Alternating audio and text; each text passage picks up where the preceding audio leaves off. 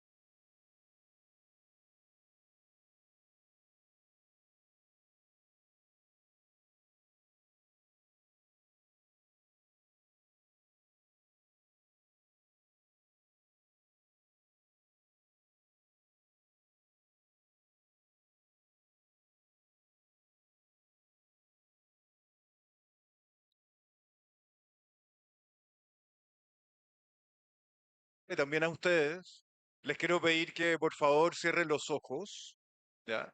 Va a ser un... Quiero proponerles que hagamos un pequeño viaje antes de empezar, ¿ya? Y vamos a pedirle a un escritor, filósofo, poeta, Luis Oyarzún, que lo vamos a invocar, que terminó su vida en las tierras valdivianas, eh, y que ahí se atesora parte de su biblioteca y parte de su tesoro. Entonces les quiero pedir por favor que se imaginen lo que les voy a leer. Quien viviera y muriera en el bosque sonoro, bosque hervidor y vivo, quien viviera y muriera, cogiendo moras en colinas herbosas, que airea su tesoro. Acostado a la sombra de una encina, repetiría el brillo de sus hojas, escuchando el zorzal en la espesura. Quisiera poseer su transparencia. Hoy es suave hasta el vuelo del Mílano. En la tierra, entregada al sol penetra. Luz sin quebrantos convertida en aire. Tordos ocultos en las altas hierbas. Despiertos, jugadores matinales que con el cielo cruzan la mirada. Crean en mí la luz de la mañana. Ser encina, zorzal, cerezo, brisa. Ser la mañana pura bajo un árbol. Ahora los invito a volver. Estamos con Pauline Oliguer, Lorena Medina y María Luisa Salazar. Ya, voy a presentarlas para que iniciemos esta panel conversación, donde, como ustedes saben, van a poder encontrar en un QR el espacio para poder invitarnos a seguir la conversación con sus preguntas. Voy a presentar primero a Pauline, que es la encargada del área de investigación de la Fundación Club del Bosque. Ella es bióloga y magíster en didáctica de las ciencias, docente en diferentes cursos de formación inicial en educación en ciencias de la Universidad del Desarrollo, que está terminando ese vínculo con ellos, ¿no? En la carrera de párvulo, y de educación continua en el programa ISEC del Mineduc Universidad Alberto Hurtado y Mineduc Universidad de Talca. En el Club del Bosque, con el patrocinio de la UDAD, realiza una investigación sobre el desarrollo de habilidades científicas de niñas, niños que tienen como estrategia didáctica el aprendizaje al aire libre. Lorena, que es directora alterna e investigadora principal del Centro Internacional Cabo de Hornos, Lorena Medina, CHIC, y profesora asociada de la Facultad de Educación UCED. Se desempeñó como decana de la Facultad de Educación 2015-2021. Actualmente es coordinadora general de la Red Latinoamericana de Decanas y Decanos de Educación e integra el directorio del Global Network of Teams of Education. ¡Qué honor! Y María Luisa Salazar, educadora de párvulo de la Universidad Diego Portales, máster en Psicología de la Educación de la Universidad de Barcelona. Ha participado en diversos proyectos de investigación, entre los que destacan el Observatorio de Buenas Prácticas Pedagógicas de Alto Impacto en el Aprendizaje de los Estudiantes en el nivel preescolar y escolar, Proyecto de Innovación y Fortalecimiento y Desarrollo de la Docencia, CDD. Perfil. Actualmente es directora de Formación Práctica de la Facultad de Educación de la Universidad del Desarrollo. Con estas pequeñas introducciones, yo quisiera también pedirle a cada una que por favor desde su propio...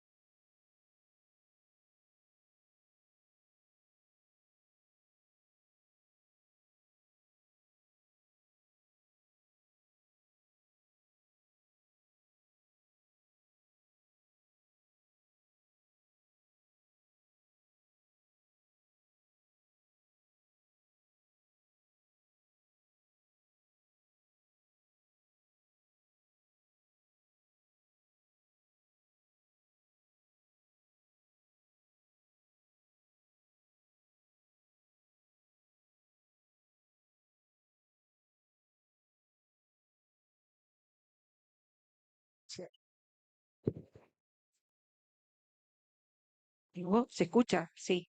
Hola a todas, a todos. Bueno, eh, como dijo Enrique hace un rato, me pasé hartos años haciendo gestión. Supone encierro, supone reunionitis, supone harta pega. Y poco antes de dejar mi cargo de gestión, no es que haya dejado todos los cargos de gestión, pero por lo menos ese, eh, me propusieron integrarme a un proyecto maravilloso del que soy directora alterna. Por primera vez, los científicos de las ciencias naturales, porque a veces decimos científico, pensamos solo en las naturales y no en las sociales, ni en las humanas. Parece que se dieron cuenta que necesitaban educadores. Parece que era importante educar para la conservación biocultural. Y nada, desde hace 2 años estoy trabajando en un centro que se llama CHIC. Suena muy chic, pero es por Cape Horn International Center en Puerto Williams. Y vivo la vida entre Santiago y he recuperado la vida natural en Puerto Williams y en Punta Arenas. Así que después les cuento un poquito más. Eso. Bueno, hola a todos. Por mi parte, yo trabajo hace ya varios años como decían, en la Facultad de Educación de la Universidad del Desarrollo. Y desde ahí lo que hemos estado haciendo el último tiempo ha sido como integrar también a la educación el aprendizaje al aire libre y potenciarlo también y darle esa valoración que se necesita, ¿verdad? Desde la carrera de párvulo hay una mención propia y he estado participando en la creación de esa mención, las clases para los estudiantes, en el diplomado también, y ha sido como una nueva visión que me ha enriquecido de alguna manera esta formación inicial de educadora que tengo, de cómo abrir las puertas realmente y que la educación no solo suceda en cuatro paredes, sino que realmente suceda afuera, que es como debe ser. Y ha sido muy maravilloso un poco el descubrimiento y el también poder ir sobre la marcha, como ir enseñándole a futuros educadores al respecto.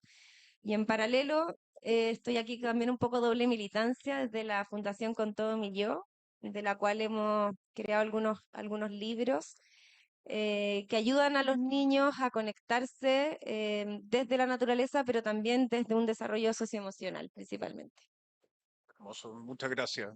Es siempre muy importante entender desde su propia voz, en el fondo, cuáles son las motivaciones, los ejes que las llevan a desarrollar esta acción que es tan compleja, ¿no? Recién, a propósito de lo que leía, ¿no? Quise leer a Luis Oyarzún, porque me parece que la vinculación de la sociedad y la naturaleza, ¿no? Es algo que hace mucho tiempo que venimos intentando entrelazar, ¿no? Como donde nos damos cuenta justamente de que existe una preocupación desde las ciencias, desde las humanidades, de que las advertencias han estado hace mucho tiempo ahí, en el fondo, y que no las hemos tomado, ¿no? Como las herramientas de la ciencia han sido las que nos han dado la posibilidad de tener los datos concretos sobre cómo el cambio climático está afectando nuestra vida.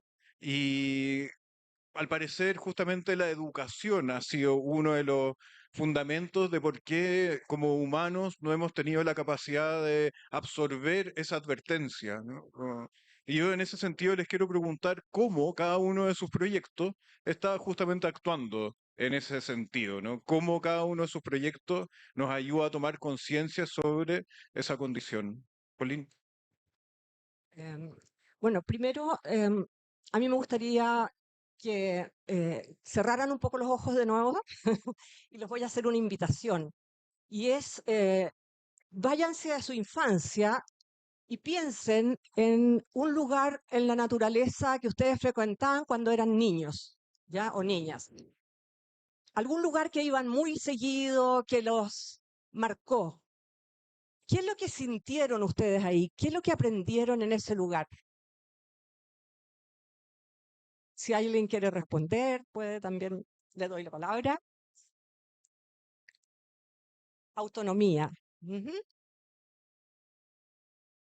Bueno, em, yo creo que los lugares naturales nos conectan de una forma en que nosotros nos damos cuenta que no estamos aislados, ¿no es cierto?, del mundo, que estamos formando parte de un todo, de un sistema natural y que necesitamos cuidarlo, porque sobre todo ahora con la crisis climática, con todo el cambio, digamos, climático, el aumento de las temperaturas, las inundaciones, los incendios, todo lo que estamos viviendo, es muy importante tener esa conexión desde niños, ¿ya? Porque los niños son los que van a ser los adultos del futuro.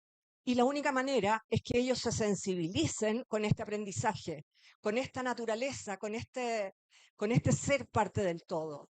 En la medida en que ellos se conectan con la naturaleza, van a aprender sobre cómo amarla, porque uno cuida y uno ama lo que uno conoce. Entonces yo espero que los niños que están en estos sistemas puedan ser los futuros protectores de nuestra naturaleza.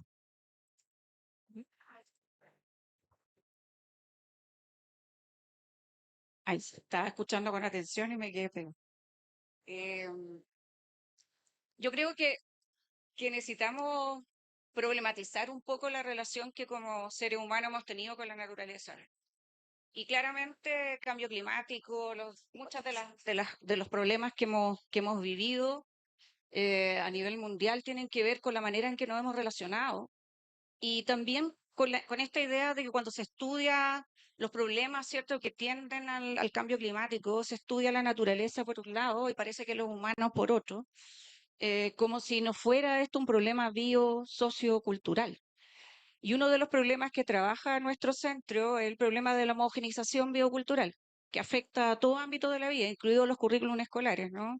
El que los niños de Puerto Williams aprendan lo mismo que los niños de Atacama, eh, sin un conocimiento de su propio territorio, es fuertísimo.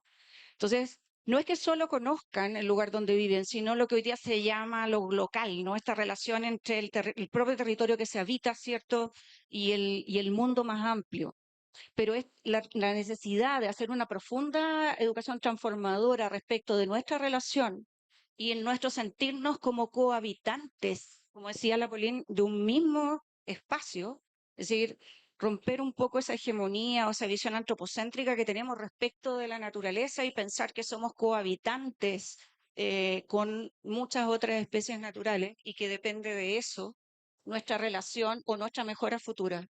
Entonces, lo que hacemos en el Centro Cabo de Hornos hoy día, por un lado, es estudiar los problemas de homogeneización biocultural y hacer propuestas desde la educación para la conservación biocultural. Tratamos de acompañar a las comunidades locales en un aprendizaje, en el conocimiento, rescatando los saberes locales.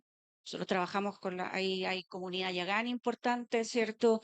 Hay un museo importante, muchos científicos, antropólogos, ciencias humanas y sociales viviendo ahí. Y hemos logrado algo súper difícil que nunca está del todo logrado, siempre en tránsito. Hemos trabajado muy siempre desde las disciplinas, muy parceladamente. Sin embargo, hoy día estamos reunidos, yo he aprendido mucho y si de aprender se trata este encuentro, esa es la experiencia que quiero transmitir en este último rato. Trabajando con biólogos, biólogas, voy a hablar en femenino y masculino independientemente, pero somos súper paritarios y paritarias y aprender de biólogos marinos, de ingenieros en alimentos, soberanía alimentaria, el abordar todos los ámbitos humanos, el que podamos tener un laboratorio María Roja, donde están los científicos, pero están los saberes locales de los pescadores trabajando con nosotros. En ese sentido, el aporte que tratamos de hacer es transdisciplinario en el sentido más profundo del término, es decir, trabajar con las comunidades y con el territorio desde el principio. Hay un video bonito que pueden encontrar en YouTube, en Internet, que se llama Educar en el Territorio, que fue producido en el campus Villarrica de la Católica con el aporte, somos 7 universidades, del centro al sur, lidera la Universidad Magallanes porque de descentralización se trata, y hay un trabajo muy bonito ahí de integración y del aporte interdisciplinar, pero transdisciplinar con las comunidades desde el principio. Nos fuimos a entregar un proyecto, fuimos a co-construirlo con ellos. Lorena, yo te quería pedir si nos puedes contar para situarnos, justamente, como hablaste de educación y territorio, ¿dónde está el chico? Oh, Bueno, porque, sí, y cómo se compone, cómo es su infraestructura. sí, bueno, el Centro Internacional Cabo de Hornos está instalado en una infraestructura enorme que ya estaba, que es un poco agresiva con el entorno porque es como un elefante blanco, ¿no? En el medio de un pueblo todavía donde hay 2.400 habitantes, el 50% son la Armada, las familias de la Armada, que además es flotante, cada 4 o 5 años cambia. Y el resto, comunidad yagán, pescadores, pero también profesoras, profesores. Hay un solo liceo que tiene estudiantes desde preescolar hasta cuarto medio, donde es el único lugar en donde se encuentran todas las familias y todas las hijas, los hijos, los hijos de todo el mundo. Así que es un lugar privilegiado. 3 jardines infantiles, 2 de la Junji y 1 de la Armada. Los jardines de la Junji tienen nombre Yagán porque estamos trabajando en territorio Yagán y cada vez que hablamos lo decimos. El jardín Tanana, listos para zarpar, que eso es lo que significa en Yagán. Y el jardín Uquica, que no tiene un significado, se llama igual que la villa Yagán que está en Puerto Williams. Nuestro centro está ahí, en el centro subantártico Cabo de Hornos. Somos 7 universidades, somos casi 200 personas, absolutamente interdisciplinario. Yo lidero el área de educación. Somos 25 personas en educación, antropólogos, filósofos, trabajamos ética medioambiental, educadores. Yo soy lingüista de origen, trabajo temas de lenguaje y cultura o temas interculturales. En fin, es biocultural en el sentido de que no se puede entender ni valorar ni querer si no se conoce los saberes o cómo la propia cultura ha valorado, ha denominado, ha llamado, ha invocado su propio territorio. Puerto Williams, pero con impacto ahora en el resto de varias comunas de Magallanes. Vamos a empezar un trabajo bonito con el servicio local, espero que funcione, que tenemos toda la mejor disposición de Magallanes. Y con la unidad de currículum del Ministerio de Educación estamos conversando todo el tema de la asignatura de lengua y cultura indígena. Así que ojalá que haya un trabajo intersectorial potente y pueda funcionar. Yo te quiero preguntar después en la siguiente vuelta para que empieces a pensar sobre qué han ido mirando, qué han ido descubriendo, de qué se han ido dando cuenta el centro a propósito de esta transformación del cambio climático que estamos viendo. Pero quería preguntarte, María Elisa, porque acá está el stand de la Fundación Con Todo Mi Yo, y ahí van a poder encontrar un libro que se llama El Brote.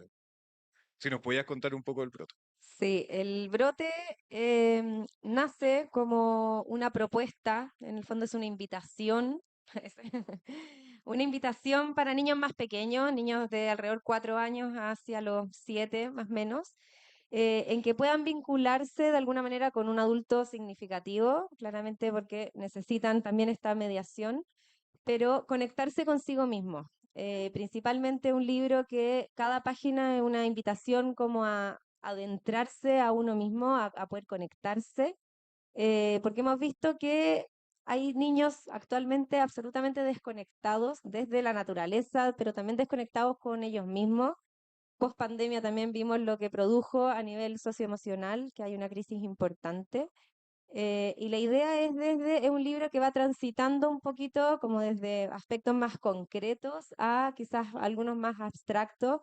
Y es un viaje, es como un viaje para ir conociéndose, para ir descubriéndose en esta interacción con un otro. Y cada página, la idea es una invitación no solamente a responder la pregunta que se sugiere, sino que poder ir más allá. Que lleve también a conectarse con el afuera, con el entorno, y un poquito ir dando como este descubrimiento constante, ¿no es cierto? Un poco desde ahí. ¿Y cómo se activa? Porque te hacen activaciones con colegios, ¿no es cierto? Como Sí, hemos estado trabajando con en la integración en colegios, ahí llevamos un programa donde capacitamos en el fondo a las educadoras y equipos técnicos y pedagógicos también que van a estar a cargo de liderar estos proyectos. Las invitamos, la capacitación nace desde que ellos vivencien también, o sea, un poquito esto que si ellos no son capaces de vivenciar y reconocer sus propias emociones, es muy difícil que podamos trabajarla con los niños después.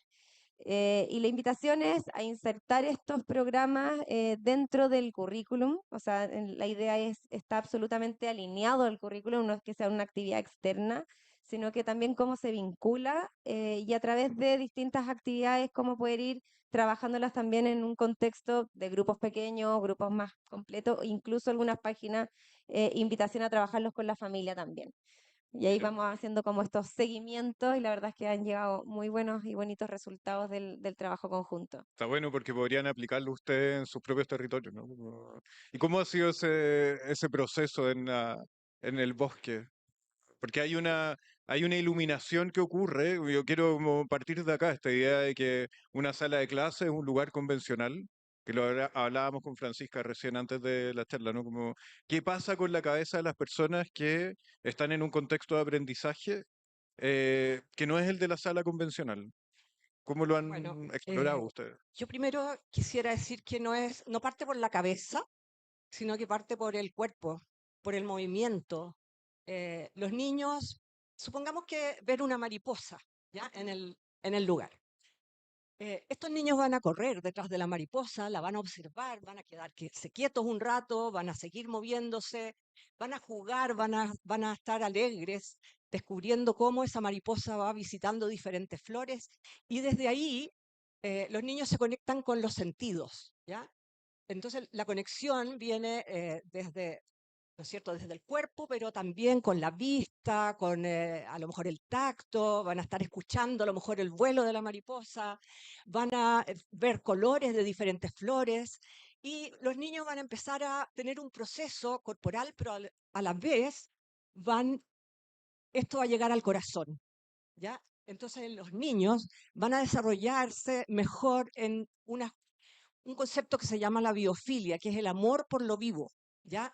Todos nacemos con biofilia, lo que pasa es que lo vamos perdiendo justamente con estos sistemas educativos tan cerrados, ¿ya? Entonces este niño que va a amar esta mariposa, estas flores, luego entonces va a adquirir valores, va a adquirir actitudes de protección. Y eso es muy maravilloso, porque los niños desde chiquititos empiezan a hacer cuidado, no toques esto, no ensucies, no botes el papel. Ellos son muy cuidadosos con la naturaleza y con pisar en el lugar adecuado, etcétera. Y luego viene el pensamiento, y ahí viene la cabeza, ¿ya? Y ahí es donde yo estoy investigando en este jardín cómo el niño desarrolla el pensamiento científico en contacto con la naturaleza. A ver, cuéntanos más de eso, por favor. Porque Em, bueno, a mí me ha tocado trabajar harto en los talleres de verano. He estado acompañando a los niños y a los docentes. Y es maravilloso ver cómo en la naturaleza hay tantos factores de los cuales los niños pueden tener interés. Y los niños los grupos se van separando de acuerdo a los intereses, ¿no es cierto? Y ellos van haciéndose preguntas, formulando hipótesis, van formulando predicciones, van sacando conclusiones y muchas veces también ellos formulan para responder sus hipótesis, o sea, experimentos o investigaciones que ellos hacen. Entonces, si uno se da cuenta, el niño sigue el mismo proceso que siguen los científicos, ¿ya? El niño el científico para descubrir el mundo también hace eso. Se hace una pregunta, formula hipótesis y el proceso es casi el mismo. La única diferencia está en que el niño no tiene ese rigor científico, el hacer réplicas para sus experimentos, ellos sacan conclusiones a lo mejor de una sola observación, pero eso también se enseña. Y es mucho más fácil enseñarlo con estos niños que están en el bosque, que están aprendiendo ahí en la naturaleza y que están conectados con este mundo. Así qué que lindo. Hay un proyecto que se está presentando acá mañana, creo que se llama Green Please for the Kids, que también busca, indaga esa misma condición. Pero yo quería volver a lo que te preguntaba antes, a propósito de qué han descubierto, qué está el centro entregándonos como antecedentes, como datos, en este darnos cuenta, ¿no? A ver, estoy tratando de no silenciarme porque son hartas cosas, entonces entre pensarlas, pero voy a dar así cosas generales, tanto del ámbito más científico natural como social. Bueno, uno de los temas, y tiene que ver con lo que decía Pauline también, de aprender desde el cuerpo, bueno, los aprendizajes más sensoriales, más implícitos, nosotros de alguna manera entendemos homogenización como extinción de la experiencia, no la pérdida de contacto con la diversidad. eh, y en ese sentido, hemos podido, desde el ámbito más científico natural, Ustedes saben, en esa zona tenemos un problema serio con los castores, las especies invasoras. Las castoreras han sido tremendas, se trajeron para resolver un problema y terminaron siendo un problema mayor. Eh, Estamos trabajando mucho en la zona de humedales, en el Parque Omora, que tiene el río Róbalo que lo cruza, que es el que alimenta de agua potable a Puerto Williams y a Puerto Toro, que está un poco más lejos aún, pero ciertamente estamos nosotros decimos en el inicio del mundo.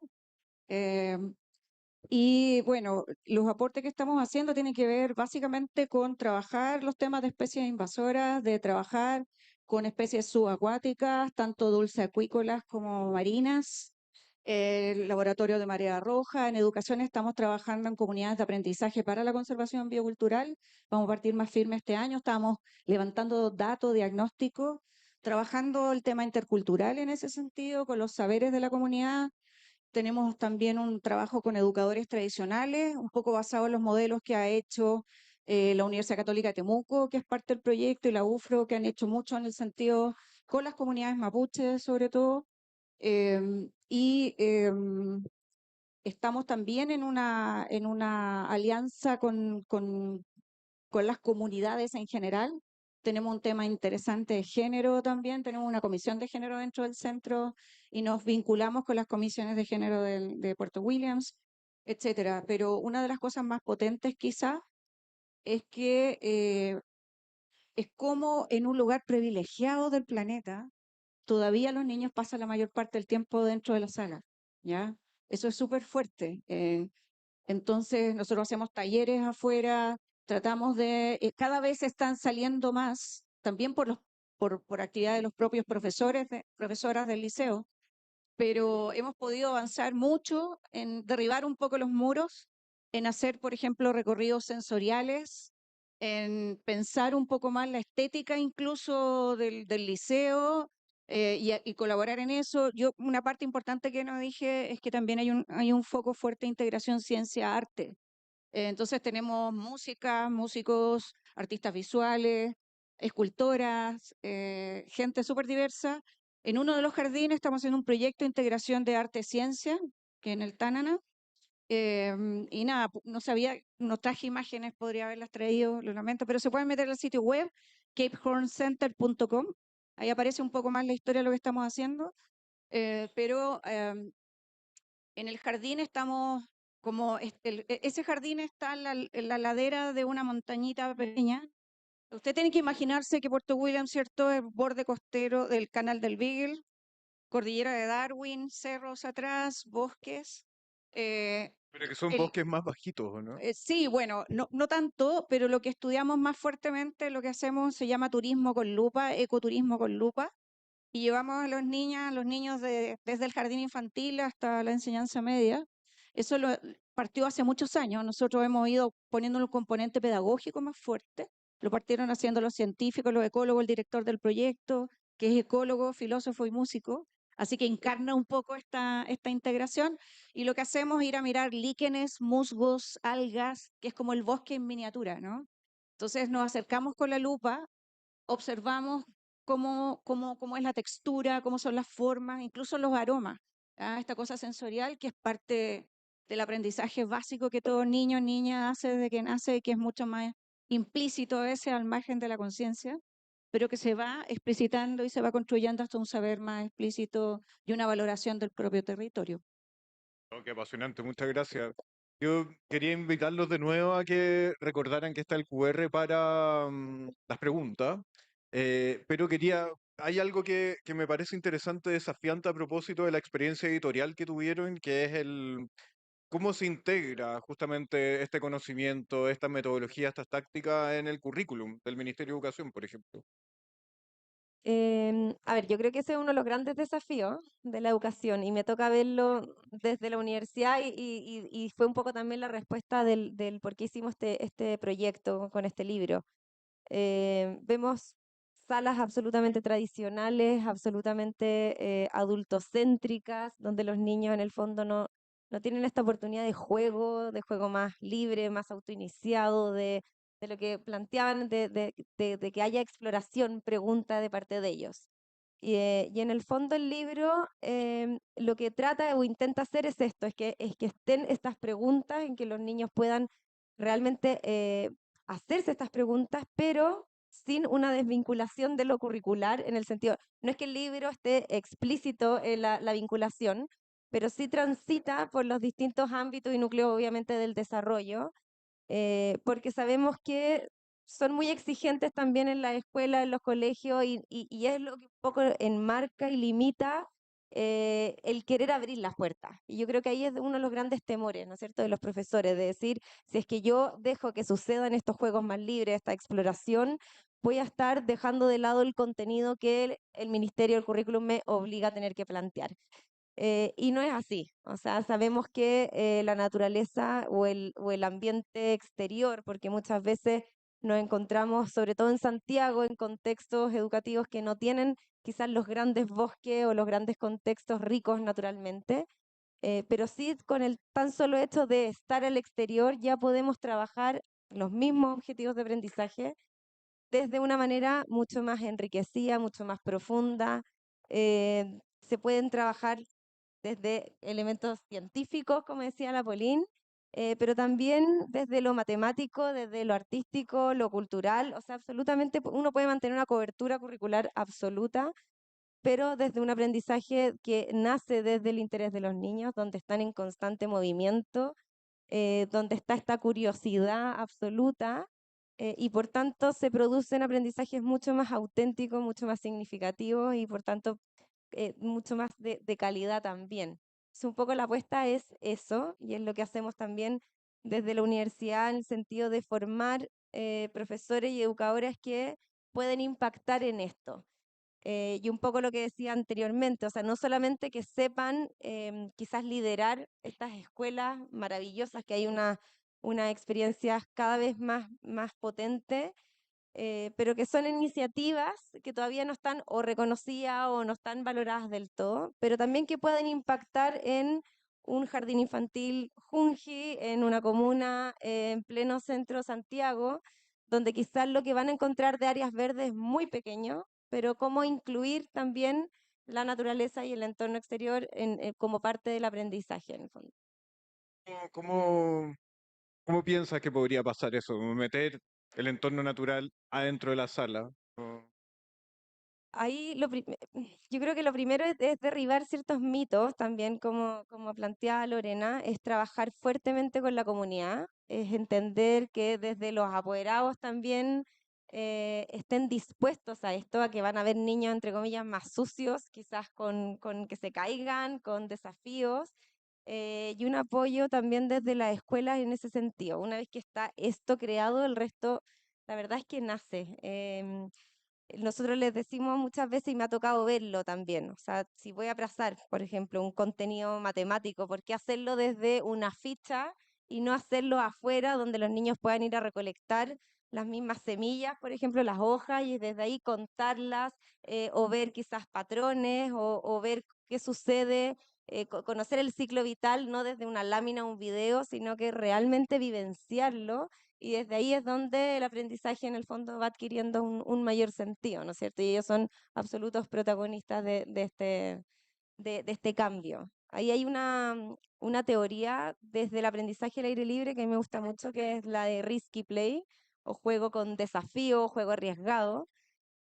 Risky play, sí, juego con desafío, lo traducimos de alguna manera, en donde invita realmente a los niños a esto, a poder desafiarse, a trabajar con herramientas, a trabajar en altura, a trabajar con velocidad, a jugar en el fondo, desde donde ellos, este juego libre se da desde la plena conciencia en el fondo, pero en ese desafío va causando este aprendizaje. O sea, vemos muchas veces que hay profesores o son los adultos los que privan, ¿no es cierto? Que dicen, no, cuidado, los niños no pueden usar un cuchillo, no pueden usar un martillo. Pero bueno, ¿por qué no? Pero ¿qué pasa si les damos la estrategia adecuada para usar el martillo? Que claro, tienen que usar quizás un guante específico, estar centrado en un momento, le voy a enseñar, le voy a modelar cómo. Entonces, en el fondo, desde esa oportunidad de brindar el espacio, los recursos y el tiempo, el adulto va también perdiendo cierto protagonista y son los niños quienes van de alguna manera desarrollándose. Pauline, yo me imagino que tú te enfrentas a esos risky plays constantemente en tu experiencia. Cuéntanos cómo lo abordan, por favor. Em, bueno, yo la verdad eh, quisiera empezar desde mi historia. Yo fui al colegio recién en tercero básico. Antes vivía en el campo y nunca fui a un colegio, no pisé colegio. Entonces mi contacto con la naturaleza era total. Yo era en realidad una salvaje en el medio, ¿no? En un bosque, en un río, arriba del caballo. La verdad es que fue una experiencia maravillosa y para mí llegar al colegio fue súper potente, ¿ya? Porque me encerraron en estas cuatro paredes y bueno, y desde ahí yo estoy tratando como de entender que esto hay que cambiarlo. O sea, no, yo creo que toda mi formación ha sido para poder influir tanto en los profesores, en los niños, en todo el medio donde yo me he movido. Por eso he hecho clases también en las universidades, he formado profesores en los colegios y no sé, si quieres especificar una pregunta más, que yo te cuente como más específica sobre este tema, pero Sí, sobre, por ejemplo, cuál es la estrategia cuando llegan a los chicos, porque me imagino que hay un otro entorno que tal vez hay niños que no están acostumbrados y niñas que no están acostumbradas a esos entornos naturales, desplazarse como tú, que tuviste esa suerte cuando chica, que en el fondo bueno, de que se enfrentan a cosas que también para los padres, en el fondo para las madres, debe ser complejo aceptar, ¿no? bueno, primero trabajé muchos años en una corporación educacional donde no había naturaleza y los profesores no querían ir a la naturaleza, ¿no es cierto? O sea, ¿y por qué no van? No es porque no quieran, es por una parte tienen un poco de temor, porque al enfrentarse a cosas que no sabe el profesor, les da temor también llevar a los niños, que los niños les hagan preguntas y ellos no las puedan contestar, ¿ya? Em, entonces, me costó, digamos, hacerlos ver a los profesores que en la naturaleza se da todo. Las respuestas están ahí, es mucho más tranquilo el ambiente, los niños se tranquilizan también, va a haber un diálogo mucho más armónico, van a haber ganas de aprender y los profesores se maravillan cuando llevan a los niños afuera. Y en estos colegios también, bueno, el otro problema es, ¿no es cierto?, los horarios, los tiempos. Si tú no le das tiempo a los niños para estar realmente contemplando la naturaleza em, y estar con todo ahí, no logras que haya un cambio en el niño. Entonces, nosotros lo que hacíamos era también naturalizar los colegios. O sea, llevábamos, por ejemplo, en todos los cursos, eh, a mí me tocó implementar acuarios, ¿ya? Donde los niños eh, llegaban y tenían un lugar para observar los peces, cómo se movían en el agua, las algas, cómo estaban ahí, cómo funcionaban, todo el ecosistema acuático, pero eso le daba también una gran ventaja al curso que tenía ese acuario. Yo personalmente crié, perdón, palotes que le llevaba a los colegios para que los niños tuvieran ese contacto con los animales y claro, para ellos era una cosa tremenda llegar con palotes, pero después ellos podían estudiar, hacer seguimiento de cómo crecía el palote, cómo se mudaba el palote. El palote tiene mudas para crecer, ¿no es cierto? Produce digamos, pone huevos y ellos estudiaban todo el sistema con los palotes, con los Qué bonito. gerbos, etc. A mí me alucina porque estamos escuchando unos sonidos, no sé si ustedes los escuchan también, que aparecen de repente, que son muy interesantes, ¿no? Como que nos sitúan también como en espacios diversos, ¿no? Hay algo que me parece importante que no dejemos pasar porque nos queda poquito tiempo, y son los aspectos económicos y políticos que se integran justamente en esta conciencia sobre lo natural, ¿no? A mí me gustó mucho lo que plantearon recién a propósito de que esa disolución ficticia entre humano y naturaleza, que lo único que hace es ponernos en una ficticia también punta de una pirámide que no existe, en el fondo, nos tiene completamente disociados, ¿no? Como viviendo como una especie de psicosis en esta sociedad, ¿no? Entonces, hay una responsabilidad con respecto a lo económico en cuanto a eso y por supuesto lo político, ¿no?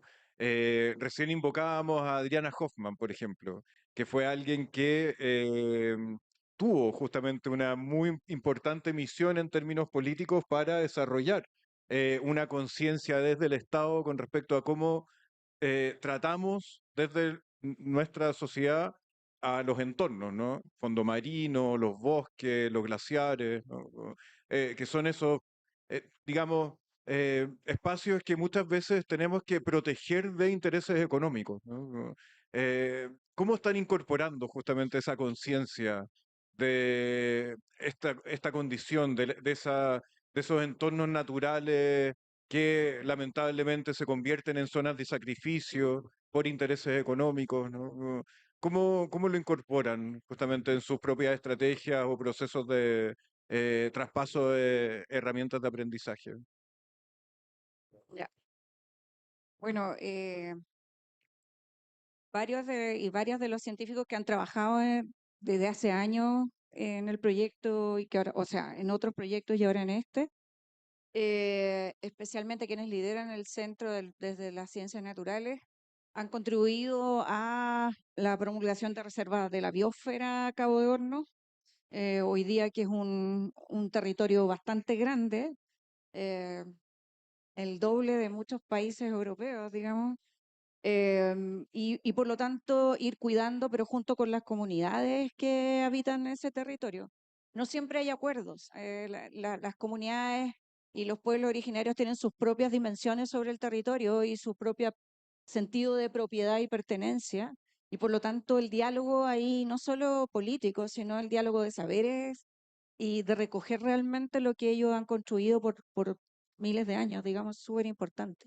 Sobre todo en el caso nuestro, que estamos en una zona donde sabemos que el exterminio y hay una zona donde las comunidades de pueblo originario portan una tristeza histórica profunda, digamos, ¿no? Y no es fácil lidiar con ello. Entonces, sí hemos contribuido mucho en el sentido de ir a sentarnos trabajamos con CONAF, con Cernapesca, con el Ministerio de Obras Públicas, em, etcétera. Hemos ido a sentarnos a hablar con los subsecretarios, con los ministros, el gobierno regional, es decir, esto requiere un trabajo intersectorial fuerte. Ya no puede ser que la academia no dialogue con la política, ni la academia con la escuela. O sea, y eso ha sido una disociación potente durante décadas en Chile. Está mejorando mucho. Los proyectos grandes como el que estamos nosotros obligan no solo a escribir el artículo publicado en la revista indexada, sino a que el territorio en el que tú trabajas tenga beneficios con tu trabajo, ¿no? Y la primera batalla fue mirar a la gente a la cara y que la gente te dijera, sí, ok, ustedes vienen, levantan sus muestras, escriben sus papers, levantan la data y se van, se van. ¿Y qué nos queda a nosotros? Y claro, es bastante posible que haya sido así por mucho tiempo. Entonces, lo primero fue decir, esperen, déjennos entrar. Nos demoramos un año, por lo menos desde el equipo de educación, en hacer una inversión respetuosa, con una metodología muy propia de la antropología, muy cuidadosa, digamos, en el diálogo, pero es lento, pero se puede hacer. Hoy día estamos en un contexto en el que tenemos la voluntad del gobernador regional, el gobierno regional, del Servicio Local de Educación, del CEREMI de Educación. Yo me sentaba a conversar con todo el mundo, digamos. Y creo que hay que acercarse, hay que permitir que la gente venga a hacer esas conversaciones y hacer los cambiazos de verdad. O sea, venimos hablando de educación mucho tiempo en este país.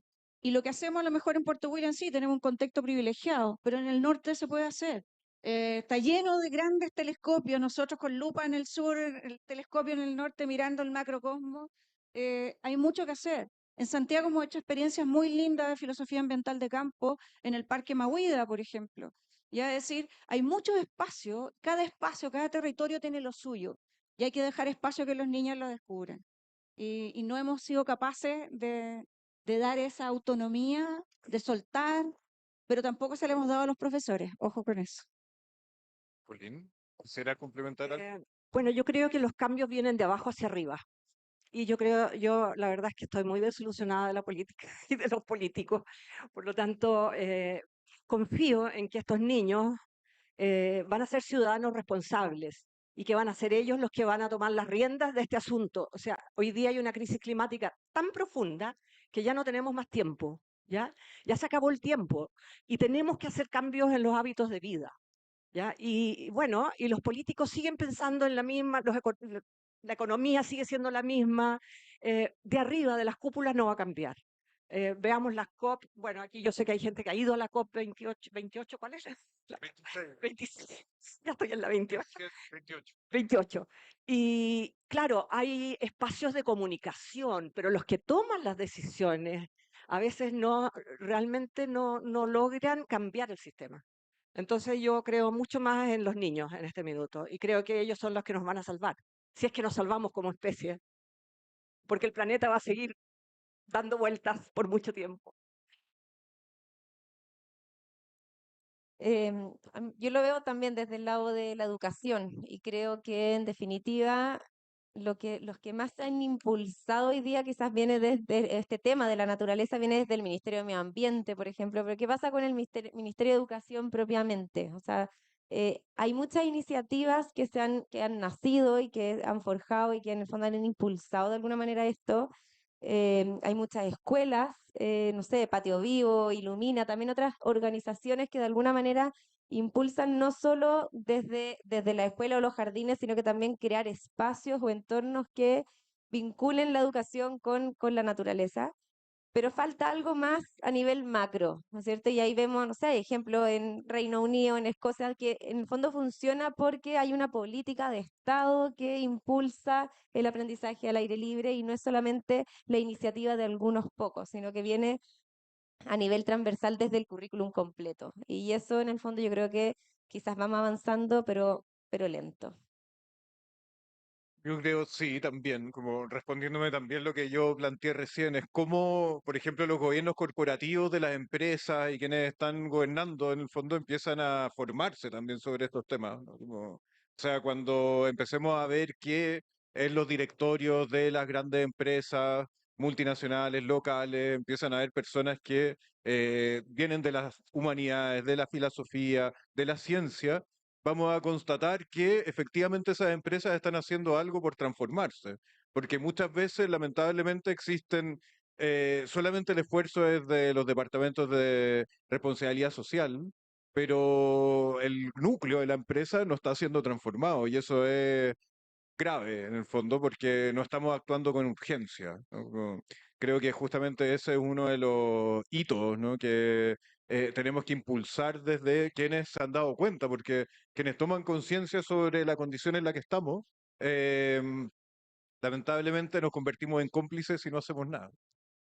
Y eso es justamente creo que uno de los grandes valores de lo que ustedes desde su plan están desarrollando. Hay algunas preguntas que vinieron del público. Yo quería preguntarle, no sé si tenemos, ¿cuánto tiempo tenemos? ¿Ya estamos? ¿2 minutos? 10 minutos, súper. Yo solamente muy breve quería preguntarles cómo veían el campo de la cultura, los museos en específico, ¿no? Como dispositivos que pueden ayudar a acelerar estos procesos. Como, lo están considerando? ¿Están usando los museos, también los centros culturales? ¿El cambio de la cultura en? ¿El Sí. cambio de la cultura en qué dijiste? ¿Cómo los utilizan ustedes como herramienta, ¿no? Como un dispositivo de precisión que les ayuda a conectarse con sus comunidades? Sí, dale. Ya, nosotros estamos ahora, bueno, el Museo Martín Gusinde, el que está en Puerto Williams, Museo Cultura Yagán, estuvo cerrado por harto tiempo, reformándose y se está abriendo recién de nuevo. El director es un antropólogo, que estamos en directa conversación, pero además tenemos algunos vínculos, empezamos a hacer vínculos ahora con el MIM, pero también a partir de una red de educación STEM Latinoamérica a la que yo pertenezco también. Son 180 instituciones que trabajan por aprender más ciencia y tecnología, pero en un sentido de cuidado de la naturaleza, de educación para el cambio climático también, con la OCE. Esas 180 instituciones tienen territorios completos donde se involucran todos los sectores. Yo estoy de acuerdo con lo de Pauline que hay que partir, que esto es como bottom up, pero si uno no ataca por todos los lados, esto no va a ser nunca. Es decir, hay que generar conciencia, somos corresponsables y los que tenemos alguna mínima voz en alguna parte tenemos que llegar a los lugares a decir lo que esperamos que pase, aunque nos cansemos, creo yo, ¿no? Porque si no, no va a cambiar. Eh, y claro, nosotros ya estamos haciendo un trabajo con las niñas, los niños hace rato, pero hay que ir a sentarse, molestar, y hay más disposición de la que uno cree. Faltan manos, y falta gente para armar las cosas de verdad. Y ya hay gente suficiente y es cuestión de reunirnos, pero también corresponsabilizar. Y los gobiernos son más que corresponsables, y no son solo los políticos, en todos los ministerios, en medio ambiente, en ciencia, en educación. Hay gente que ha estudiado, que se preocupa como nosotros, que está ahí porque le interesa, no solo porque le interesa hacer política vacía, digamos, ¿no?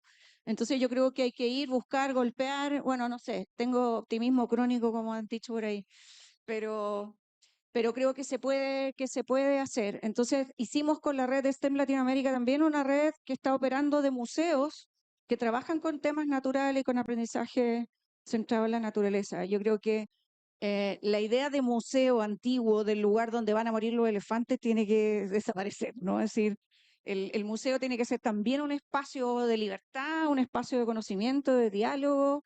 Y esto, como decía hace un rato, tú de traer un poco a la escuela, en el fondo, de verdad, esta cuestión disociada de la escuela y la vida fuera de la escuela es rara, es sospechosa al menos. O sea, o traes la vida a la escuela y la escuela a la vida. Esto debería ser un continuo, ¿no? Como el cuento de Cortázar, como continuidad a los parques, ¿no?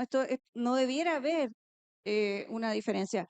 Y estar con un muro o sin un muro no es la diferencia, es lo que se hace con eso. Hay mucha gente que sale al aire libre a trabajar con niños y hace lo mismo que hace en la sala. Entonces tampoco es eso, es cambiar tu modo de relacionarte con el entorno, sobre todo con el entorno natural. Y los espacios con muros son parte de nuestro entorno y tenemos que aprender a trabajarlos así. Entonces, nada, Yo quería conectarlo con una pregunta que es ¿cómo se puede incluir la tecnología de forma amigable y consciente para el aprendizaje de los niños desde un punto de vista multidisciplinario para usted? Gran tema. Pero creo que se puede. O sea, yo creo que sería un error también dejar la tecnología de lado porque nos va a acompañar desde ahora y cada vez de una manera más fuerte también. Pero cómo poder utilizarla al servicio de, yo creo que se puede en gran medida. Y si la relacionamos con el aprendizaje al aire libre también. O sea, hay muchas utensilios, herramientas, en el fondo técnicas tecnológicas que nos permiten de alguna manera descubrir la naturaleza, proyecciones, cómo podemos ir a investigar de alguna manera de una forma más profunda. Entonces, cómo la tecnología puede estar al servicio de esta exploración de los niños. O sea, es maravilloso ver a niños que van haciendo un recorrido natural, sacando sus propias fotografías para ir registrando, para después verlas con una lupa o proyectarlas en grande y ser parte de esta proyección, o sea, cómo se van vinculando de alguna manera.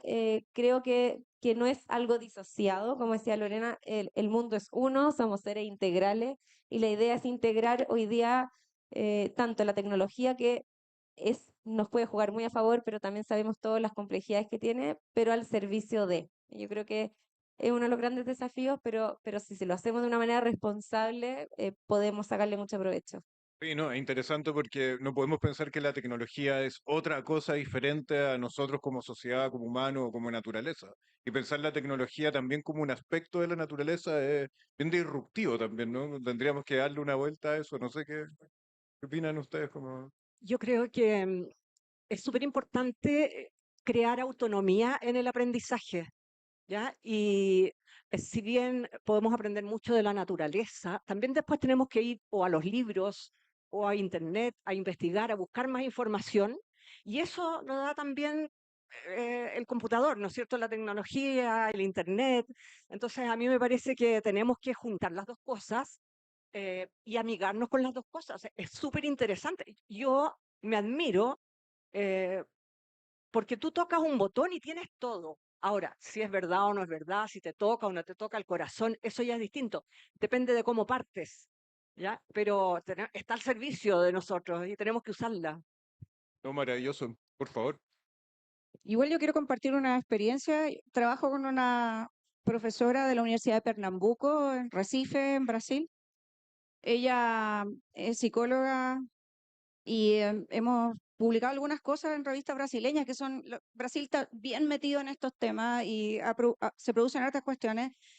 Ella trabaja ahí con las comunidades campesinas de las zonas donde se han instalado las usinas de las cañas de azúcar, ¿sí?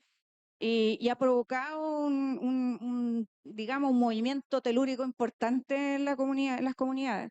Y lo que ella hace es hacer, nosotros hablamos siempre, ¿se acuerdan de pensamiento computacional como una cuestión más matemática, como ya ella habla de pensamiento computacional crítico y enseña a los niños a programar y a diseñar espacios y a partir de los problemas que están viviendo en el territorio con las usinas de cañas de azúcar, cómo ellos a través de la programación computacional pueden resolver los problemas de su comunidad. Entonces trabajan en base a metodología basada en proyectos y a través de usar programación computacional ofrecen respuesta a los problemas que vive su territorio. El proyecto se llama The Mults.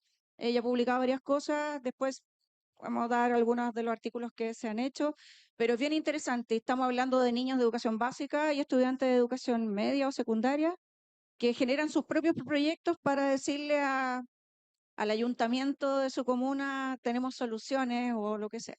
Sí, es súper interesante. O sea, yo no me imagino una mejor forma de terminar este panel que con este límite de indagación en el que estamos, en la cual también la ciencia y la tecnología son parte de nuestra actual naturaleza. Yo, por favor, les pido un aplauso para nuestros panelistas.